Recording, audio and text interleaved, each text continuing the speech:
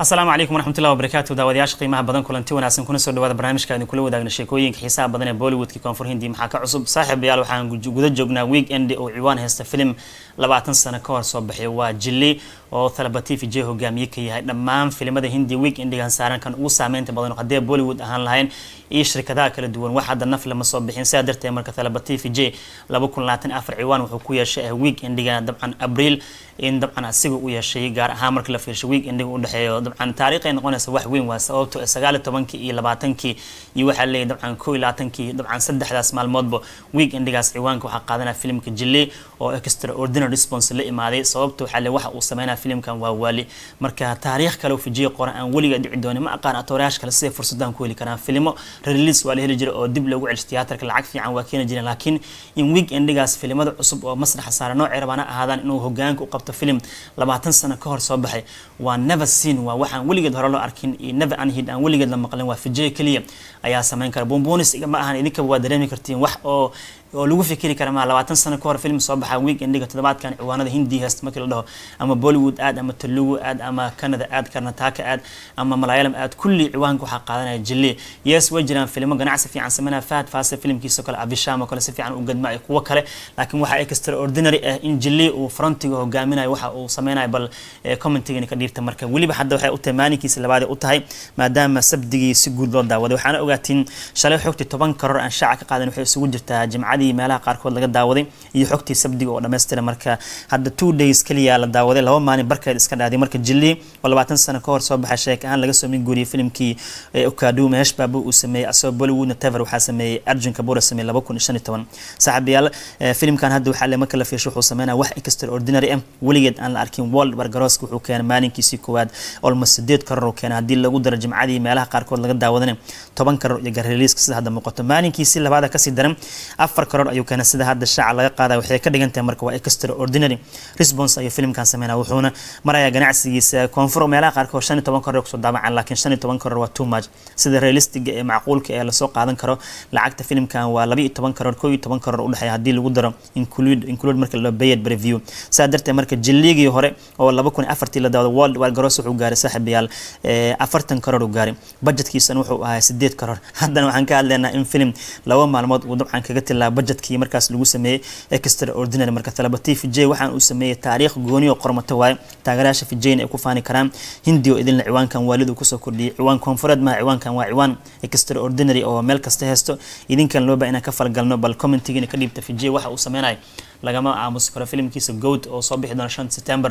waxa waaliyo sameeyay hadii Jilli oo 20 sano ka hor weekendigan ciwaanada ku qaatay ganacsiga waalida uu sameeyay wixii tafaasiil Jilli ka soo baxay iska hore kala dheeraad uu sameeyay maanta gelinka dama soo qaadan doona bal markaan aan soo qaadan Anil Kapoor ayaa waxa lagu soo diray filimka DD Biari Day 2 Ajay Devgan hogaamiye ka yahay qaybtii koowaad 2019 daawanay wuxuu ahaa qayb heersara Devgan iyo Rakul Brusin iyo Tabu wadan jacayl saddex geesood romcom heersar sidoo kale tan dabcan ganacsigiisa World War Garoos 100 karoor ka tilaabay filim samihiidu ahaa sheekadiis aad loo hore Devgan sidoo uu sameeyay heesaha uu lahay haddana waxa mar dhow la bilaabaa doogista DD Biari Day 2 waxaan lagu soo diray Anil Kapoor markaan Anil Kapoor waxa soo hor imaan doona Ajay Devgan ayaa qoortiis la gali doona shactiri iyo jahwarartii ugu saameynta badneed ayaa lagu daawan doona Kapoorna is on fire ninkan wuxuu leeyahay credit gaar ah sababtoo ah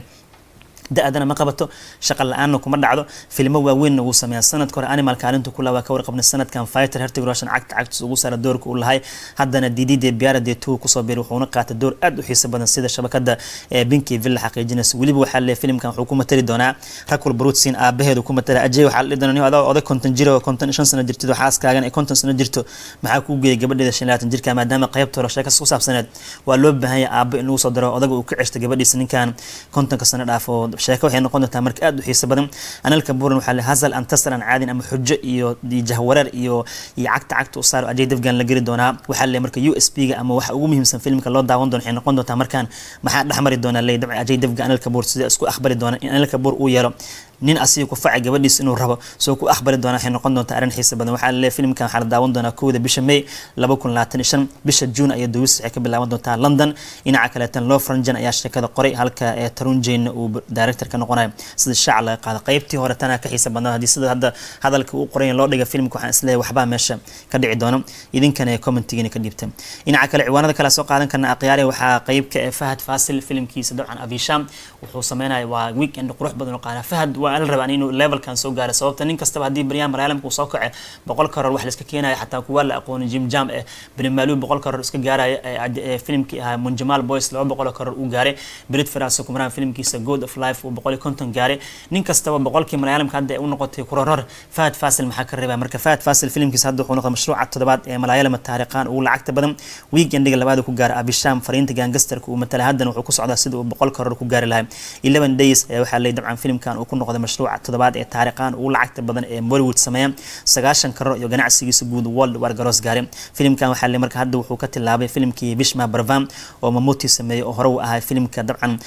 toddobaad ee filimka sideedaad ee ku jira kan uu lacagta badan Malayalamka xitaa wuxuu ka tilaabay filimkii Neru oo Mohanlal sameeyay ayuu hadda ka tilaabay ku jira kaalin toddobaad aflaanta Malayalamka uu lacagta badan sidoo kale tan waxa la saaxiibada qiimaha badan hadda waxay kaga dhigantaa filimka lagu magacaabo Bisham targetkiisu wuxuu yahay ilaa 150 karoor uu gaaray maadaama si speed uu ku socdo mashruucan cid hadda hakanaysa malaha Fahad Fasil ism faya taariikhda Malayalamka waxa uu lacagta badan Manjumal Boys oo soo xaray 236 karoor waa dibad iyo dalanka hadana waxa ku xigo 2018 oo 180 karoor keenay Ajifitham oo God of Life wuxuu maraa 150 karoor Blue Murgam wuxuu ku istaagay 139 karoor bar Mohanlal sameeyay Birimalu 131 karoor bar ayuu keenay Lucifer wuxuu soo xaray 127 karoor bar Abisham wuxuu maraa 9 maalmood ayuu ku soo xaray 9 karoor wuxuu ku soo xaray 11 maalmood Bishma Barvam wuxuu keenay 88 karoor Neri wuxuu soo xaray 85 karoor bar RDX wuxuu keenay 82 karoor iyo bar marka waana filimka tobanaad ee ugu lacagta badan filimada Malayalamka marka Fahad Fasil waxaan leenahay hambalyo maadaama si fiican uu qaraabtay mashruuciisana halkaas uu soo gaaray sidoo kale saaxiibayaal ciwaanada kala soo qaadan karna waxa qaybka markii aan firino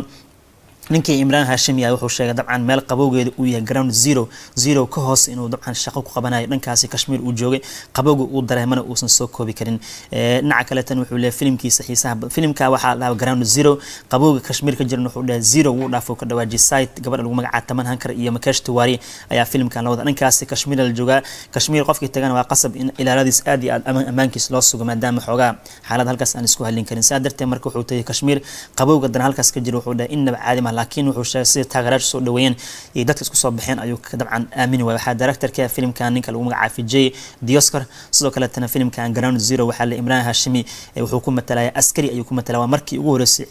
ciidamada soo xidhayska ciidanka Hindi xiran oo ku matalay doona military sida shaac laga qaaday filimkan waxa dabcan producerka marka la fiishay Farxaan Akhtar ila sidwaana shirkadda lagu magacaabo Excellent Entertainment oo kamid ah shirkadaha ugu caansan Bollywoodka ayaa maalgelinaysa markii Imran Hashimi taageerayaal fara badan isku soo baxay markuu halkaas joogay oo filimku duwaaninka markii Spag uu soo laabtay taageer tiriyo sanadka hor laadar ka ahay hadda wuxuu soo wadaa filimka They Call Him OG ama OG Bawan Kalyan hogaamiye ka iyo laadar ka yahay mashaariic kale oo gacanta ku haysta filim kale xitaa koonfur jiro oo Godajari to Adivisas oo hogaamiye ka iyo laadar ka oo Telugu this one hadda asaga hogaamiye ka Ground Zero wuxuu ku matalaa askari ku matalaa ciidamada Hindi ka tirsan militariga marka Hashimi dhankaasi Kashmir jooga dhinaca kale waxaan soo qaadan karnaa ciwaanada qaybka markii aan firnay saaxiibayaal Salman Qamal Madrid markuu dhankaasi Dubai joogo wuxuu la falgalay sandeed wiilkiisa lagu magacaabo Shahran waxaan laga soo bandhigay sawiradan Sallu halkaas wuxuu u tagay event weyn oo karate combat dagaalka lugtii gacanta oo Dubai ka dhacay ayuu soo daawanay xarigan uu ka jaray saadartay marka waxa la arkay sawir waxa la soo qaaday Salman Khan oo la joogo sandeed wiilkiisa dabcan ee lagu magacaabo Shahran Duud iyo Shahran waxay qayb ka dadkii meesha tagay oo Salman Khan isdiid waa saaxiibo oo in badan saaxiibaya marka Dabanga Star wiilkan uu soo dhaweeyay Shahran xitaa wuxuu baray mid kamid ah ciyaartooyda ciyaaraya ee combat-ka ee karate-ga kadibna meesha lagu baashay xitaa contestant cricket loo yaqaan Big Boss ka soo muuqdo Cabdirasaaq Shactirole xitaa goobta uu joogay team badan Sallu la socdeen laakiin ciwaanka waxa qaatay wiilka sandeed oo waxa la hadlin dheer oo noqdo xitaa filimada ku soo biiri karo Manyata Duut oo sandeed u dhaxdana marwadiisana waxay sheegtay in aad ugu faraxsan tahay wiilkeeda iyo hadda sida uu noqonayo qof social media soo galay wiilkan hadda wuxuu ka tirsan xitaa koox kubadda cagta ciyaarta u dhilaa 14 jirada sidoo kale tan waa Al Nassr ka tirsan xataa sida hadda shacalaqa under 14 team uu ciyaara footballka marka Banooni waa iska bashalay wiilkan sida la soo daabacay sandeedna abu iyo waxa laga yaabaa Banooni intuu u gooyo cricketka uu soo kubadda cagta uu soo eeban Hindiga filanjilistan uu soo gal waa laga yaabaa dhanka shaqadan Salman Khan waxa uu diyaarsan filimka Sikandar oo ay mudagaraas uu director-ka iyo Ciidul Fidriga la daawan doono 2025 ayuu dhawaan shaqo ahaan bilaabi doonaa dhinaca kale Salman Khan saydigiis ayuu Sharma asigan wuxuu leeyahay dabcan waxaan aad kaga xumaaday incidentiga ama problemkii loo geysto gurigeena ka dhacu leeyahay dhankaas iyo Galaxy Gate apartment oo laga warqabo in la xabadeeyay toddobaadkii hore markii ayuu Sharma wuxuu leeyahay arrimahaas oo kaleeto arrin aad iyo aad looga xumaado sidoo kaleetana wuxuu sheegay in baaritaan uu socdo markastana uu garab taagan yahay seedigiisa wuxuu leeyahay Salmaan Khan qof ugu weyn ma jirto dhibaato Salmaan Khan soo gaartay wuxuu leeyahay famil ahaan wayna soo gaartay arrinkaasna wuxuu leeyahay arrin laga aamusi karo ma ahan waxaan rajeynayaa ka dhawaajiyay marka la soo laaban Salluun wuxuu leeyahay most loved person qofka lagu jecel yahay waxaan u baahanay leeyahay marka inaan ilaashano Ruslan ayaa u soo baxay wiilkan toddobaadkan gudihiisa ama jimcadan waana film action sidoo kalena Salmaan Khan waxa la arkaa in filmka Ruslan uu baraha bulshada ku amaanay qof kasta uu ku hayo hala daawado marka Ayush Sharma wuxuu leeyahay famil ahaan isku mid aan nahay waan isgarab taaganahay xaalad adagan ku jirno wuxuu leeyahay waan ka bixi doonaa cabsi gooni hadda aan dareemayna male sidoo kale tan wuxuu u mahad celiyay qolyaha amniga sugan dabcan booliska Bombay oo amniga qoyskan si fiican u sugan dhanka shaqadana Salmaan Khan asaas oo caan bixiyay wiilkan Ayush Sharma filmkiisa kood Lavadri uu maalgeliyay filmkiisa labaad xitaa Antim 2020 uu la sameeyay door fiican oo qaatay Salmaan Khan askari uu ku matala si fiican u xifaaltamay Ayush Sharma lagu amaanay doorkii gangsterka uu matalay haddana jimcadan waxa uu soo baxay filmka Ruslan oo Salluun nasiib wacan u rajayay saaxiibayaal guud ahaan barnaamijkan intaas nooga egyahay sheekooyinka aan soo qaadana bal commentigiina ka dhiibta xasuusin haddii aad tahay saaxiib nagu cusub janaalkan subscribe inoo saar السلام عليكم ورحمة الله وبركاته